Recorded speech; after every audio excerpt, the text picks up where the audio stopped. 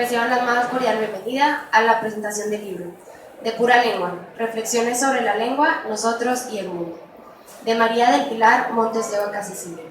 Evento que forma parte del programa cultural de la 25ª Feria Internacional del Libro Monterrey 2015. María del Pilar Montes de Oca, Sicilia. Lingüista de profesión y vocación. Estudió su carrera en la UNAM e hizo su doctorado en la Universidad Complutense de Madrid. Directora de la editorial Algarabía y autora del Chingonario. También contamos con la presencia de Arturo Ortega Morán, investigador de temas lingüísticos y escritor. También conduce el programa Ya me cayó el 20 en Radio Nuevo León. A continuación cedo la palabra a nuestros invitados para que continúen. Gracias. Muy buenas tardes, ¿qué tal? ¿Cómo están? Bienvenidos. Fíjense que presentar a Pilar no es tan fácil porque tiene tantas facetas que no sabemos por dónde empezar. Pero yo estaba recordando la historia de cómo fue que nos conocimos y me voy a remontar a hace algunos años. Ya antes sí me acordaba cuántos, pero ahorita ya se me olvida. Pero hace varios años ya andaba yo en estos temas de buscar historias de expresiones, e investigar de dónde venía tal palabra.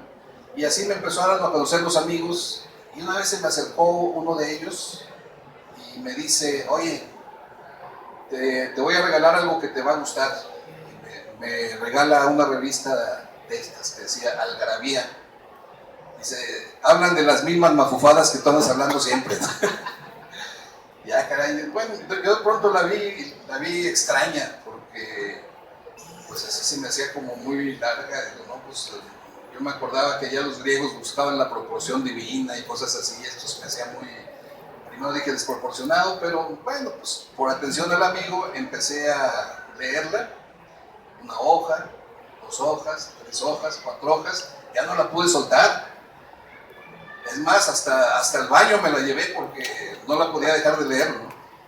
Y ahí fue donde hice el descubrimiento, cuando ya dije, bueno, hay un momento que cuando estás en el baño ya te dices, ya te vas a parar, y dije, mira, justamente está hecha para ponerse en el tanque del baño. Pues, ya descubrí cuál era la intención del diseñador. Y dije, no, se acomoda bien, justamente, ¿verdad? No sale para acá, ni se cae para allá, ni se cae para acá. Excelente, dije, bueno, pues la terminé. Y cuando la terminé, sí, me quedó la idea, dije, qué bien se vería alguno de mis artículos aquí. Me identifiqué mucho porque era un lenguaje muy parecido, que nada académico, sino buscando una forma divertida de narrar la historia de las palabras. Y ahí quedó, la historia siguió su curso. Pasaron algunos años, empezó a explotar esto de las redes sociales, el Twitter, y ahí un día veo a Palabrafílica, así es, ¿verdad? Palabrafílica. De pronto, Palabrafílica, bueno, filia por las palabras, filia es una obsesión por tenerlas, por poseerlas, las palabras. Y luego ya me llamó la atención y ya veo María del Pilar Montes de Oca y hice el clic, dice, pues es la de la revista, porque yo me acuerdo que cuando vi la revista, vi quién era la que dirigía. Y entonces, pues ya vía Twitter hicimos contacto, empecé a percibir ya más de cerca su forma de expresarse de las palabras, de comunicarse con las redes sociales. Y me pareció muy interesante porque, la verdad, yo antes había tenido ya contacto con lingüistas de España, de Argentina, pero siempre en ambientes muy serios, no muy formales. Y que según la etimología, que la filología, y total, que si no te gusta eso, te sales corriendo, ¿verdad? Y acá no, acá era otra cosa, era la historia bonita, la historia contada con el lenguaje de todos.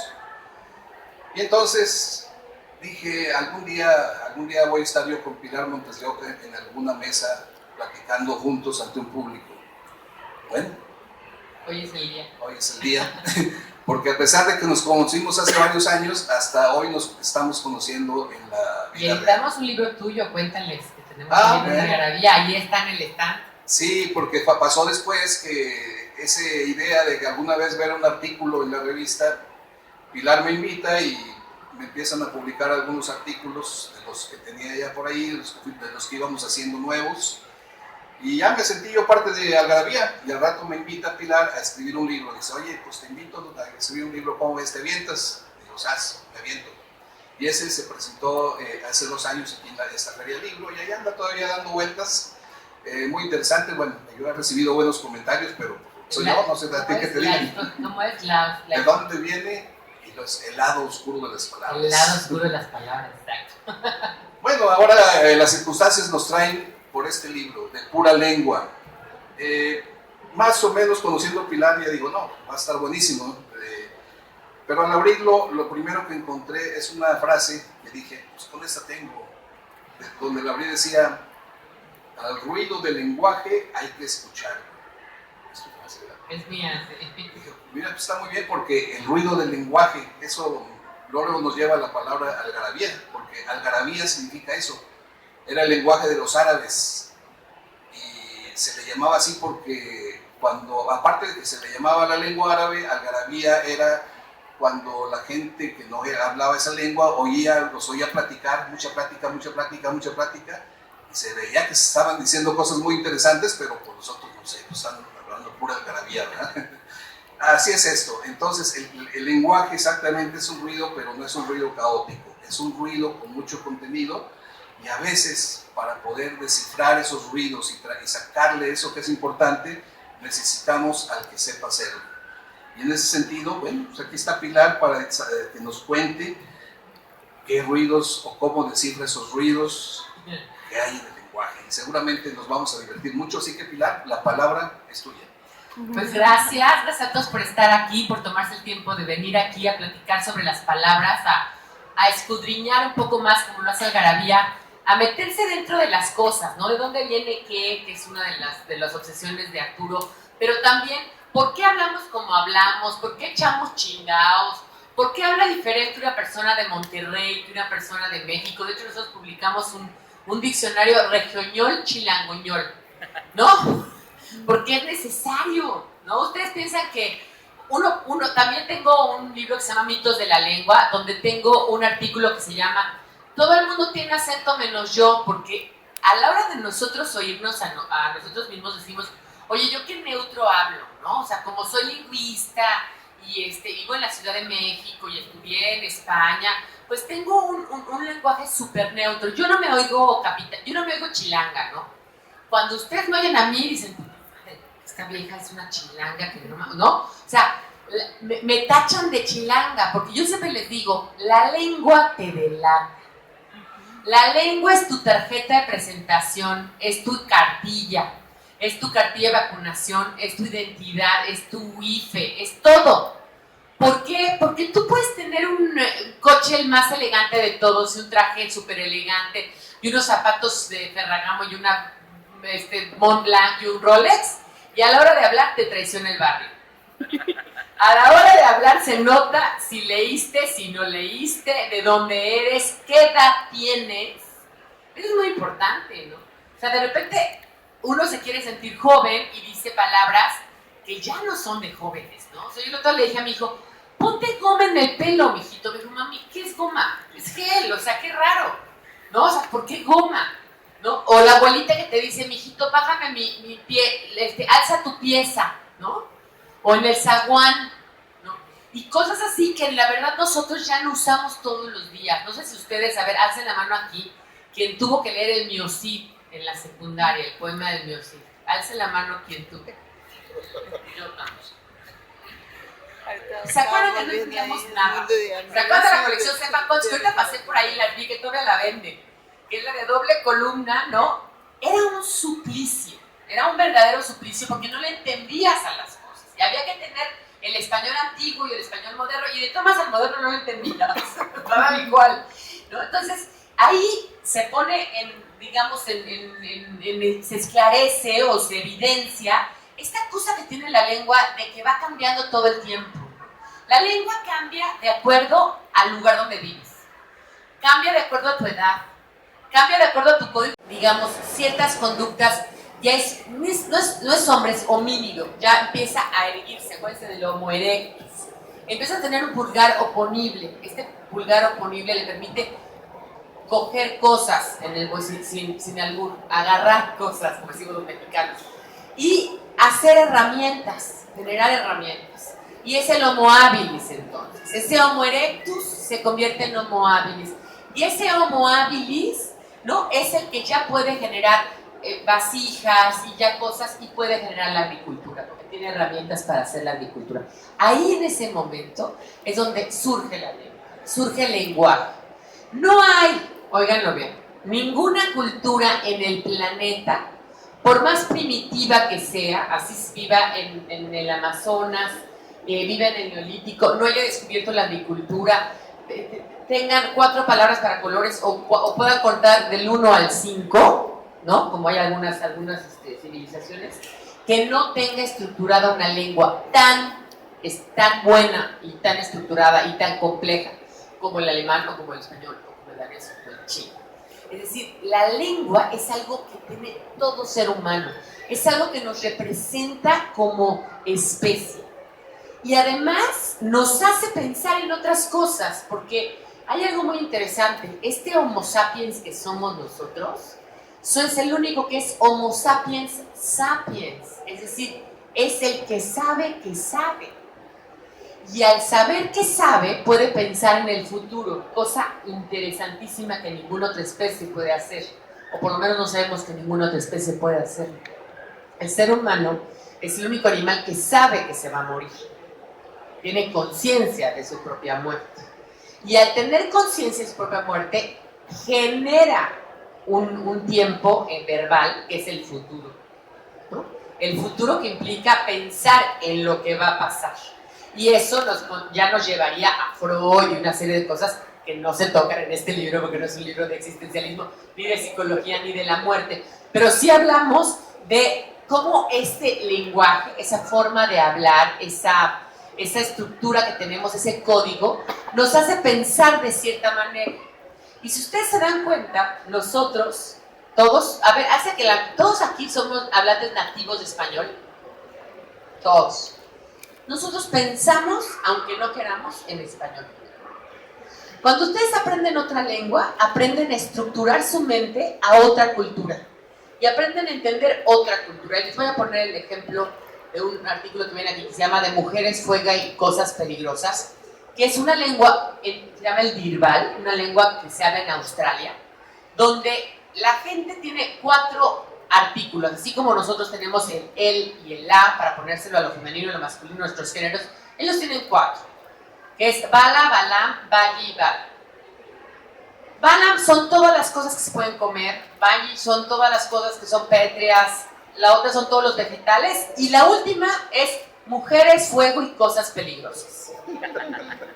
Entonces fue un lingüista a estudiar a esta isla, ¿no? En esta isla es en Australia, cerca de Australia, ¿no? Y se dio cuenta que los nativos tenían en su inconsciente que en el mismo paquete cabía la esposa, que la flecha, que la fogata, ¿no? Que los mensajes femeninos, que los gritos, o sea, una serie de que la menstruación, o sea, todo lo femenino iba en ese mismo paquete. Fíjense cómo estructuran su mente de tal manera que ahí está todo eso. Y nosotros dirían, ay, bueno, pero esa es una cultura primitiva. No, nosotros también en español mexicano, en nuestro español que hablamos todos los días, tenemos ciertos códigos y ciertas culturas que nos hacen pensar de cierta manera. Por ejemplo, los esquimales, que no se debe decir esquimales, eso se los digo como una nota cultural. Esquimal quiere decir el que come carne cruda, entonces es una forma despectiva de llamarles.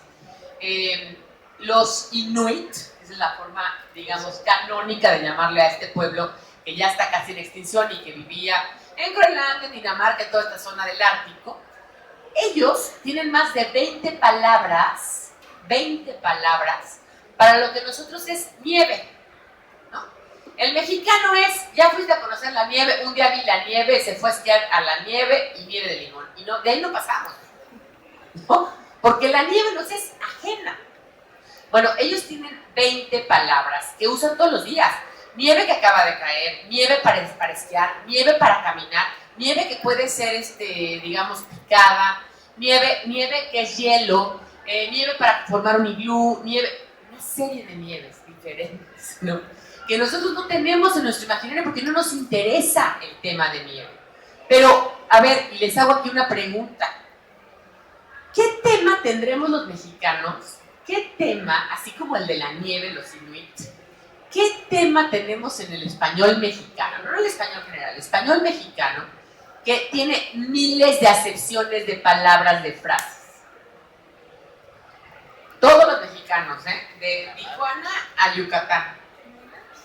¿Qué se les imagina? Miles, quién sabe, Verbo pero que sirve uno para de ellos madre. Bueno, madre, aquí usan mucho está con madre. Madre. Ahorita me dijeron, oigan, ¿es mala palabra decir está con madre? Está mal decirlo, no, ¿verdad? No es eso. Es como está chingón, ¿no? Está con madre. O chido, está chido, como decimos los Está chingón de a madre. Está chingón de a madre. Aquí no usan está cura.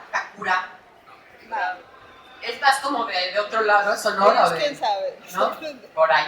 Bueno, pues hay un tema que ya ha estado estudiado que de verdad da miles de acepciones. No solamente es el verbo chingar, porque el chingar no es el tema, sino es la palabra que aplica a todos los temas. Porque pues, puede ser un adverbio, chingar, puede ser chingonamente, ¿no? No dice chingonamente, puede ser un adverbio, puede ser un adjetivo como chingaquerito, ¿no? Puede ser un sustantivo como chingomadral, ¿no? O puede ser frases hechas como está chingui chingue o a dónde vas con esa chingadera, ¿no? No, o ya estoy harto de tu chingadera, ¿no? O por qué no vas y chingas a tu madre, que ya es una pregunta muy, muy bonita, ¿no? Pero no me refería a eso, me refería a un tema interesante que es el tema, un tópico que a los mexicanos de verdad tenemos mil acepciones y que los extranjeros no entienden, el chile. Todo lo que tiene que ver con salsa, chile, picante, o sea, ¿a quién se le ocurriría agarrar unos molletes y echarles, por ejemplo, salsa de barbacoa, ¿no? O ¿a quién se le ocurre agarrar el cabrito y echarle salsa pico de gallo? O sea, a nadie, ¿no? Sabemos qué chile va con qué chile es de día, cuál de noche, cuál va con los huevos revueltos, cuál con los huevos rancheros, cuál con los huevos no sé qué, cuál con los tacos de un tipo, con los tacos del otro. En México que hay tacos, no sé si aquí hay tacos de canasta que se usan así. Bueno, pues esos con cuáles van y tenemos una serie de cosas que es quedarse picado, él es mi chile, ¿no? Cuando es muy tu cuate, no hay chile que le acomode, ¿no? Nada más huele chile y tose, ¿no? Y miles de frases que tienen que ver con el chile, ¿no? Ser cuentachiles. Ser un cuentachiles, ¿no? Cuando eres muy tiquismiquis con los dineros, ¿no? El famosísimo también donde hay, ¿cómo dicen ahí?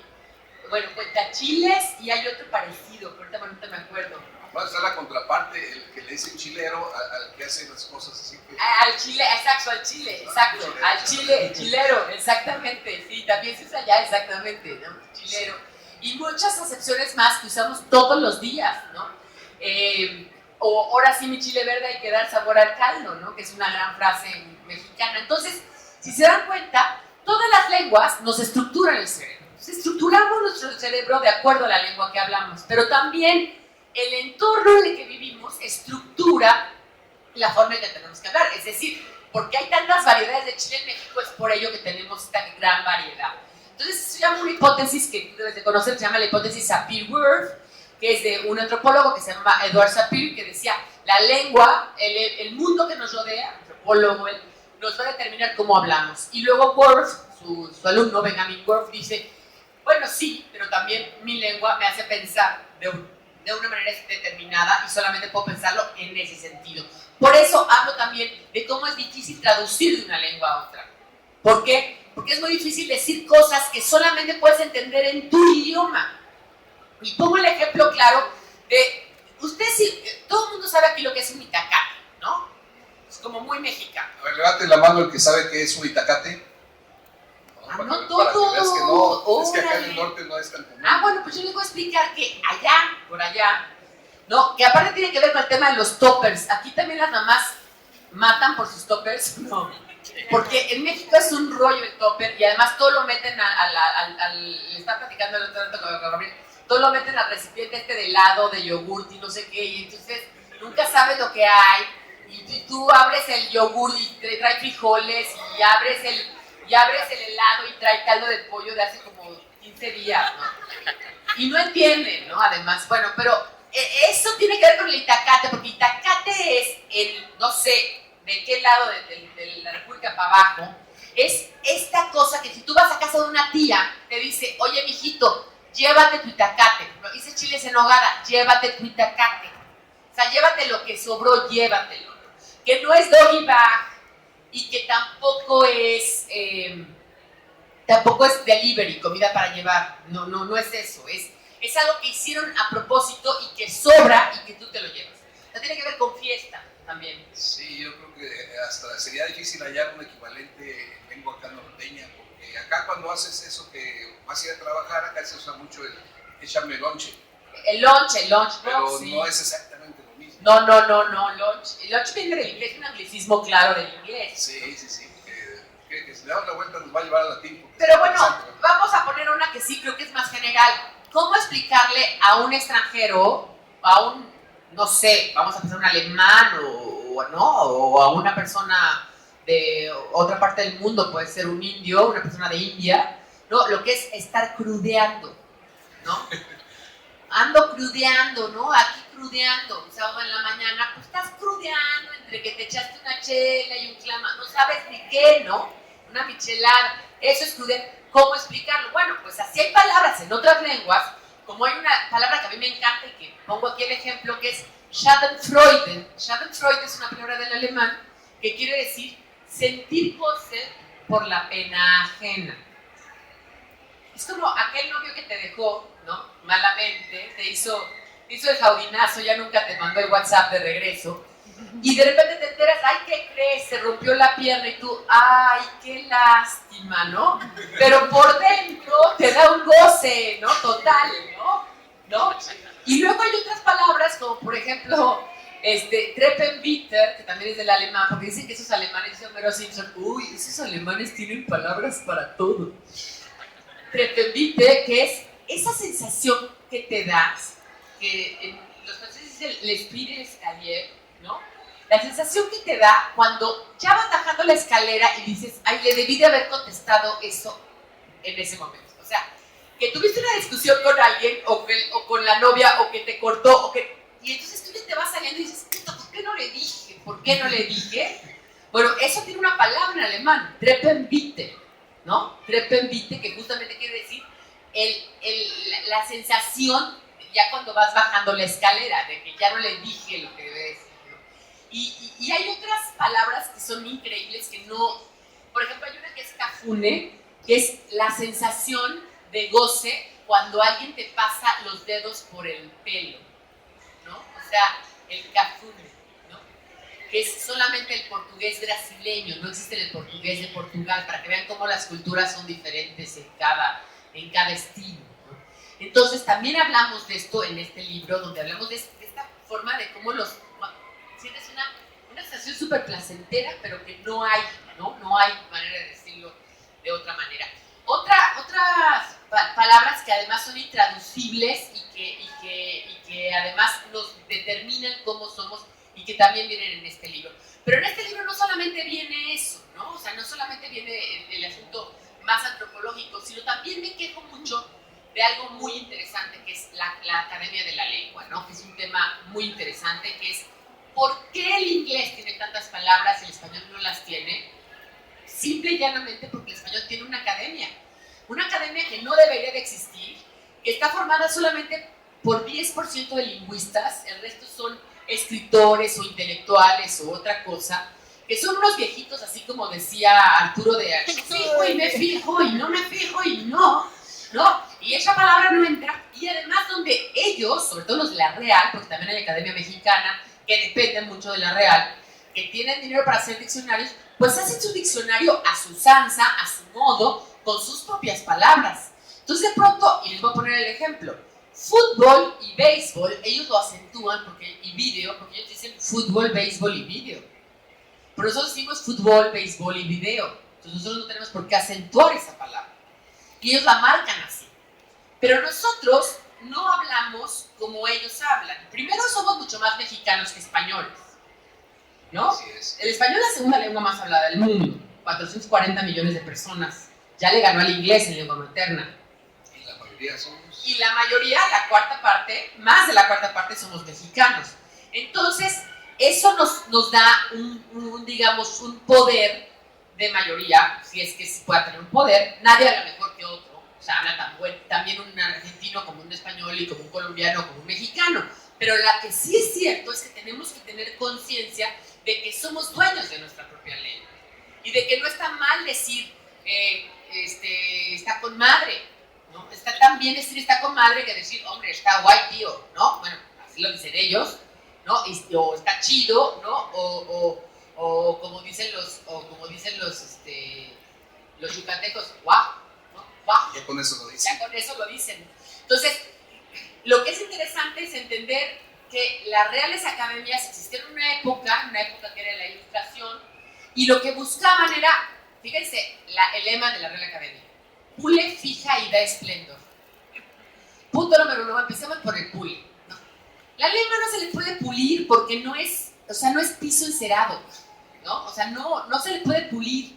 Ya más de lo que está, la lengua siempre va a ir cambiando. ¿Por qué el inglés pasó de ser una lengua hablada por bárbaros? Porque los latinos decían, esa lengua hablada por salvajes en esa isla del norte donde nada más hace frío, a ser la lengua más hablada como segunda lengua del mundo. ¿Por qué? Porque ha tomado préstamos de todas las lenguas. Ha tomado, por ejemplo, Schadenfreude ya la metieron a su lengua. Ya metieron OMG a su diccionario, oh my god. Ya metieron LOL, laugh out loud. Ya metieron YOLO, ¿no? Que es you only live once. Ya lo metieron, ya está en el diccionario. Ellos no se cuitan, ellos dicen, lo hago y lo hacen en ese momento. Entonces, no puedes pulir la lengua, porque la lengua siempre va a tener, eso de que decíamos que eran barbarismos o extranjerismos, al final de cuentas, son palabras que se necesitan. A ver, ¿cómo dices escanear? ¿Cómo dices forwardear? ¿Cómo dices retuitear? Si no lo dices en inglés, tienes que utilizar ese préstamo lingüístico. Y no pasa nada. 2, fijar. La lengua no se puede fijar, la lengua siempre va a cambiar, ya se lo dijimos.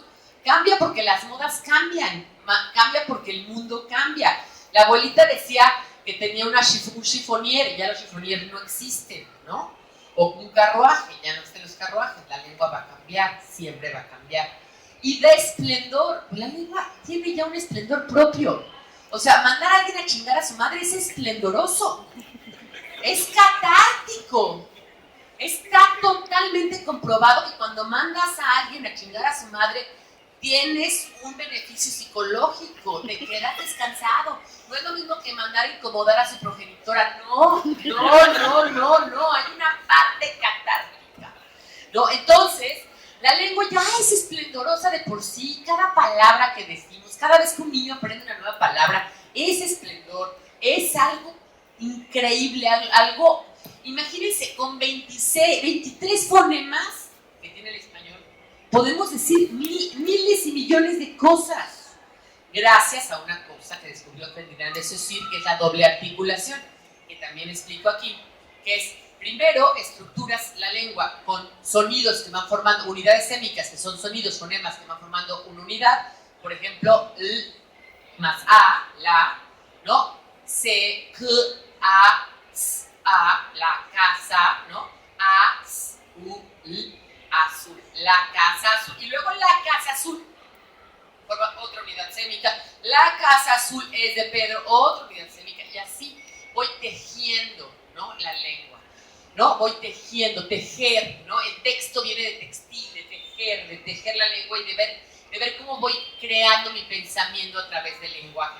No funciono sin lenguaje, el lenguaje es mi propia forma de ser, ¿no? Y a final de cuentas yo creo que eso nos determina como seres humanos. Y además de eso, en este libro, no solamente van a encontrar esto, sino van a encontrar universales lingüísticos. Hay cosas que a todos los seres humanos nos son comunes.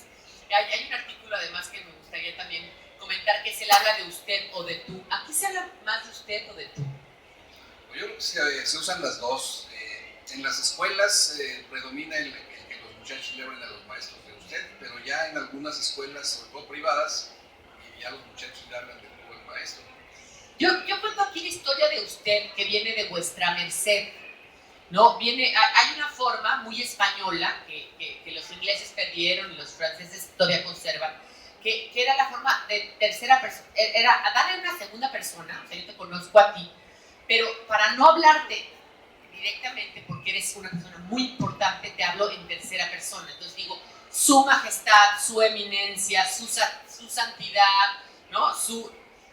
Y cuando alguien no tenía un cargo, no era ni excelencia, ni majestad, ni santidad, ¿no? Ni tal, entonces le ponían vuestra merced, su merced o vuestra merced, y vuestra merced, pues hacer, usted, acabó en usted.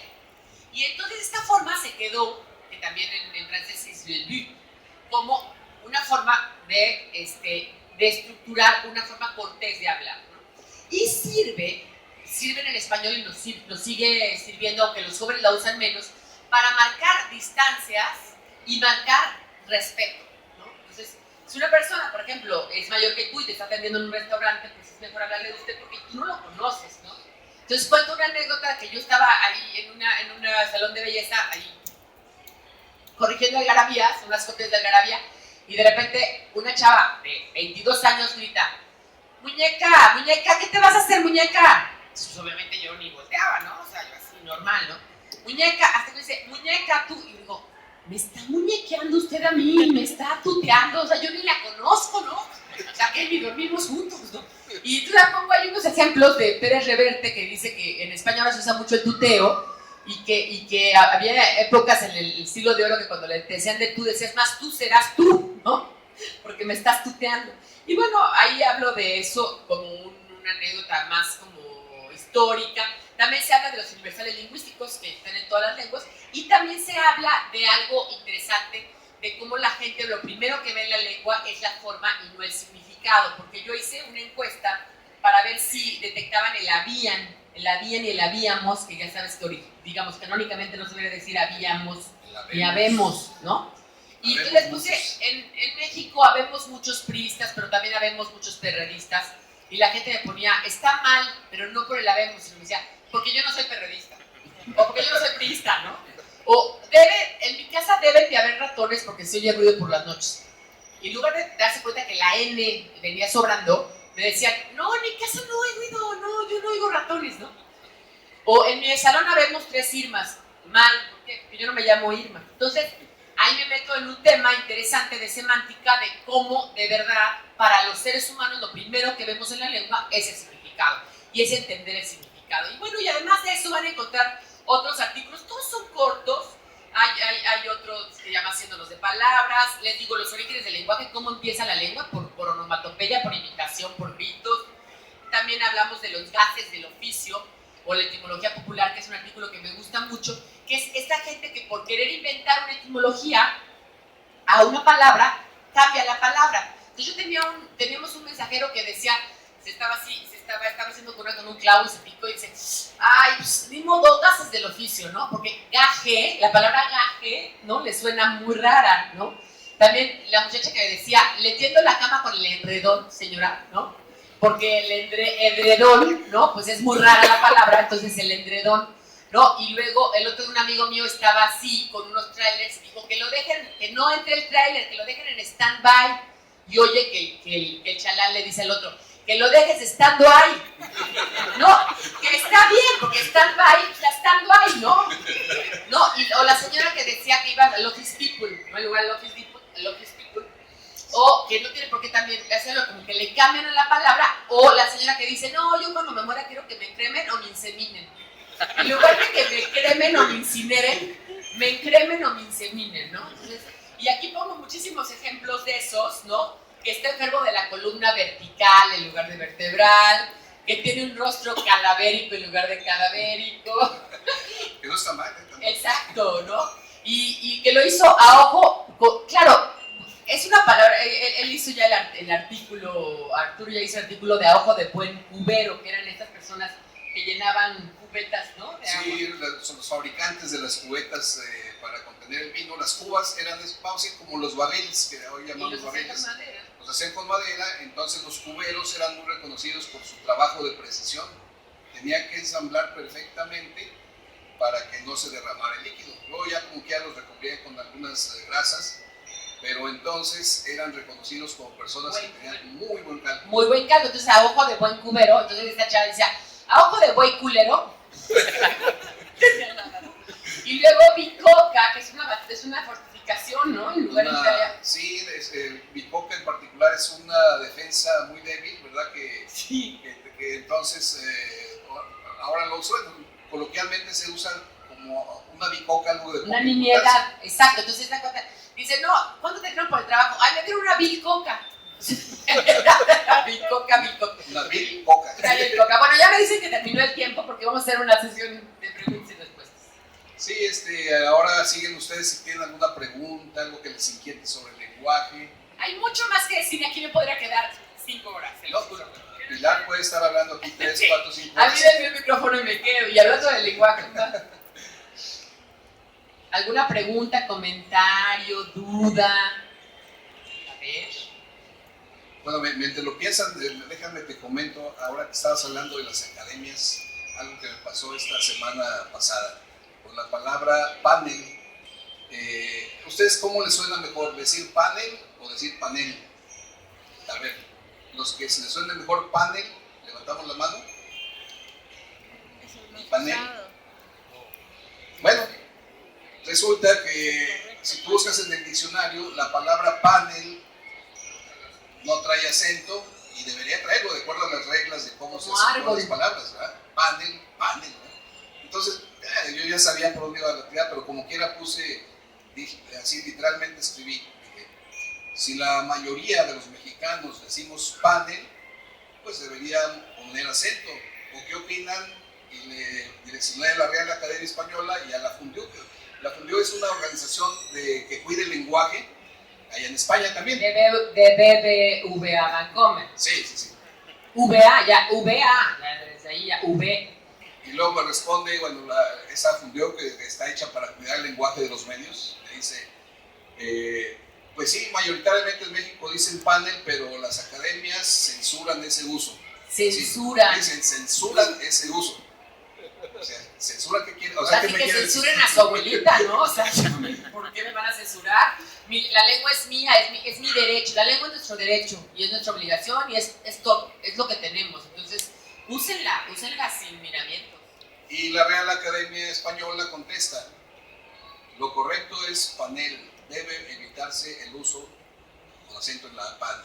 Así, También diles, bueno, entonces no digan tonterías como béisbol, ¿no? Sí, ¿verdad? ¿No? Entonces, eso va en el sentido de lo que nos comentaba Pilar, cómo las academias a veces tratan de tomar el control del lenguaje cuando es al revés. El lenguaje ¿saben cómo sale escribe el whisky? G-U diéresis I-S-Q-U-I. O sea, te matas. La palabra Orsay también está, ¿no? Ah, sí, Orsay, sí, pero aparte como usan así. Es que dice que sí, un maestro mío. Los españoles tienen la obligación patriótica de pronunciar mal todas las lenguas, comenzando por la propia. Sí, pero bueno, ahora sí, no sé si hay ¿Algún comentario, duda? A ver, ahí está. ¿Cómo le explicas a un niño que debe acentuar mamá? Si nos vamos con el tema de panel, o sea, realmente no está mal el tema de que la lengua evoluciona, pero ¿para qué son los acentos entonces? Es que hay acentos diacríticos y hay acentos no diacríticos y el uso hace la norma de ese asociado. Entonces volvemos otra vez a las normas. No estoy en contra, o sea, la pregunta es cómo manejar eso, lástima y lastima. No, O sea, es que ahí, pero a ver, una cosa muy importante.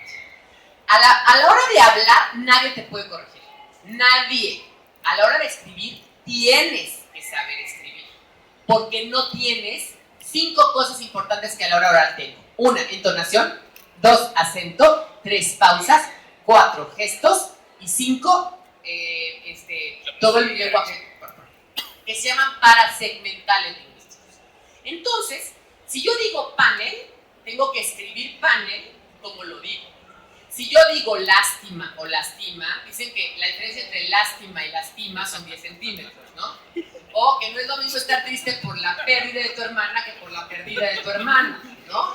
Que es muy diferente. Y que también dicen que bebés y mamás gratis no es lo mismo que bebés y mamás gratis, ¿no? O examen de inglés para señoritas o examen de inglés para señoritas. Entonces, ahí sí hay una diferencia. Pero ahí la lengua escrita debe de seguir las normas orales de cada comunidad lingüística. Ahí te lo estoy contestando. Es decir, yo digo panel, tengo que acentuar panel. Yo digo fútbol, no tengo que acentuar fútbol. Lo que sí tengo que hacer es acentuarlo si necesito acentuar, poner comas, poner puntos, porque si no, no lo tengo. Ok, ¿alguna otra pregunta? A ver, Si ustedes pensaran en 2 o 3 actos, acontecimientos o sucesos que pudieran expresarse con una palabra nueva, ¿en qué pensarían? Pongo un ejemplo, por poner algo. Cuando muere tu pareja te quedas viudo, pero cuando muere un hijo, ¿cómo le denominarías? Estoy en luto, bueno, el luto se da bajo el mismo esquema que otros. Entonces, así como eso, tenemos muchos otros acontecimientos, actos, sucesos que no pienso tienen yo palabras. que no tienen Claro. palabras. Fíjate Han que- pensado, se han juntado para decir, oye, Pues sí, hay nosotros que tenemos en ponerle- Lean Algarabía, tenemos una sección que se llama el leccionario, que son palabras nuevas que inventamos, ¿no? Cuando no existe otra, ¿no? En el caso de una persona que se queda sin hijos, pusimos según era, no me acuerdo bien la palabra, pero era filfante, algo así, que es el que le falta al hijo, ¿no? Al que le falta un hijo, y que es como viudo. Y hay muchas palabras del leccionario, por ejemplo, hay una que me gusta mucho que es euquísico. Esas personas, no sé si han visto esas personas que cuando parten el papel, euquísico, de eu bien y quisios cortar, ¿no? Por ejemplo, ¿no? Entonces, hay muchas palabras del leccionario y también en la traducción que podemos nosotros importar. Por ejemplo, hay una palabra también del inuit que se llama itzuarpok, que es esa sensación que tienes cuando no te llega un WhatsApp. O sea, estar esperando y que no te llega. Y viene de cuando ellos salían del iglú a esperar mucho, como son llanuras llenas de nieve, salían mucho a esperar que llegara alguien, pero no llegaba.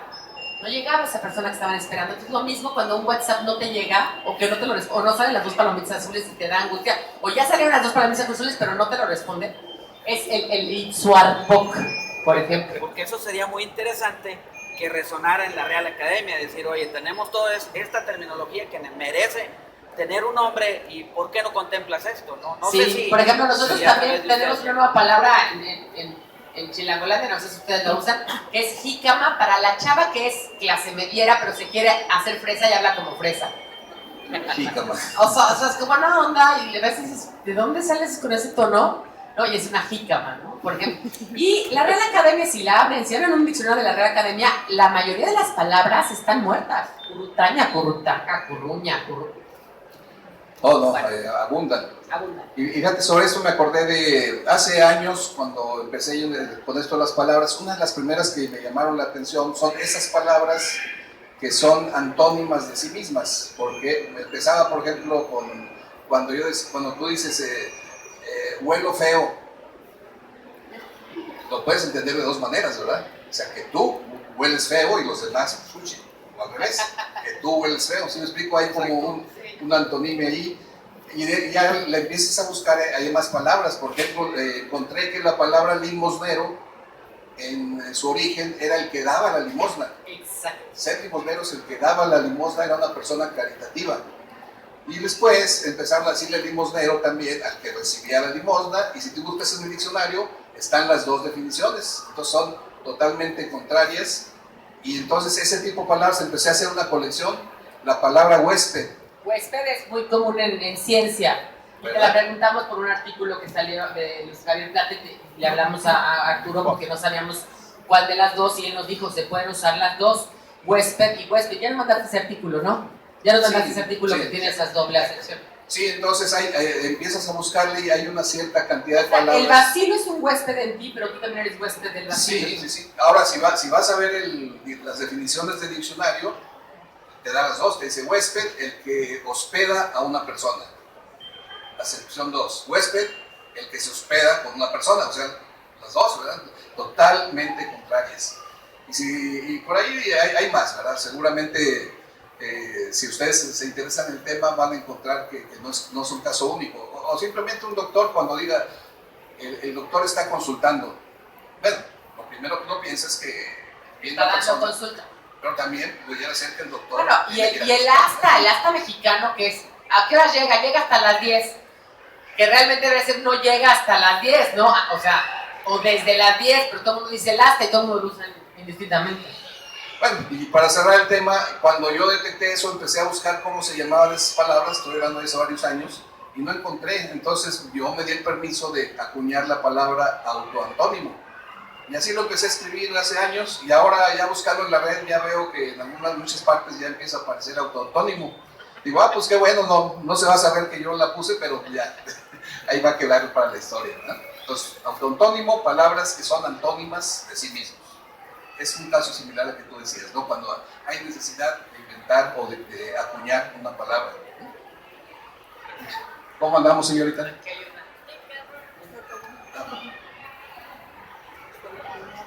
Hola, buenas tardes. Yo quisiera preguntar sobre, bueno, tengo mucha duda,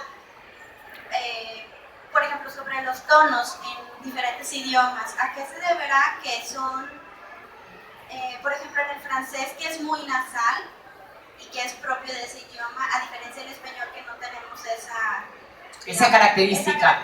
Igual en el inglés, que no se presenta así. O el ruso, que tiene muchas Exactamente, que es más gutural, como en el alemán. Sí, ¿A sí. qué se deberá eso? O por ejemplo en el chino, que tenemos, o que ellos usan 4 tonos para una sola vocal. Y también hay muchas lenguas otomangues, el otomí, el zapoteco, el mixteco son lenguas de tonos. También el totonaco. Es decir, si tú dices papa, es diferente el significado a papa, ¿no? O sea, el tono agudo, grave, va a cambiar el significado de la palabra. Bueno, la verdad, que soy sincera, no sé a qué se deba. O sea, la razón, no sé cuál sea, puede ser climática, porque también se han dado cuenta, por ejemplo, en el español, una pregunta que no ha podido resolver ningún lingüista, pero en el español, en todos los lugares de costa, se comen las consonantes. Lo vamos, los patos, en Cuba, en Sevilla, en Buenos Aires, ¿no? Y en todos los lugares altiplano nos comemos más bien las vocales, ¿no? Por favorcito, rapidito, sí, vamos, rápido, sí, café, ¿no? O sea, más la vocal que la consonante. Entonces, se cree que son fenómenos climáticos, pero no están puestos de acuerdo, ¿no? Decía un lingüista que las lenguas tienen obsesiones y que tienen así como filos, ¿no? Hilos conductores. Tiene que ver con idiosincrasia también.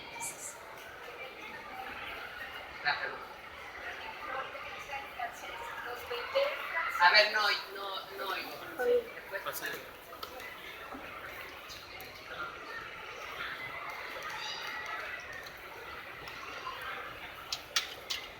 Puede ser que también tenga que ver con la genética.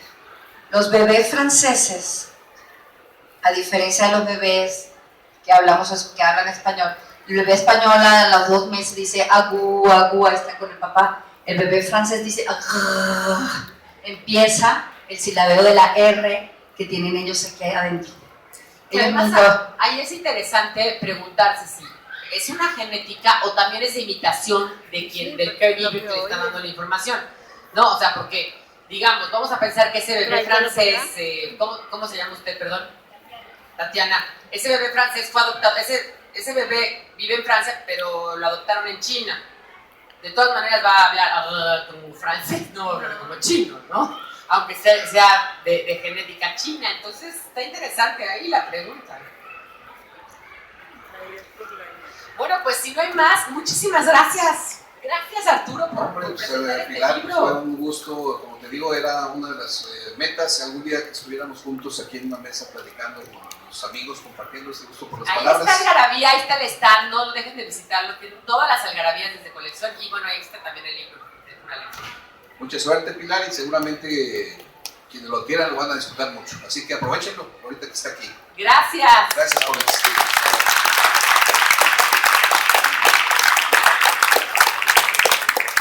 Muchísimas gracias a nuestros invitados a nombre del Tecnológico de Monterrey por su valiosa participación y también a los asistentes por acompañarnos el día de hoy. Los invitamos a que continúen disfrutando los eventos del programa cultural de la Feria del Libro Internacional de Monterrey 2015. Que tengan buenas tardes.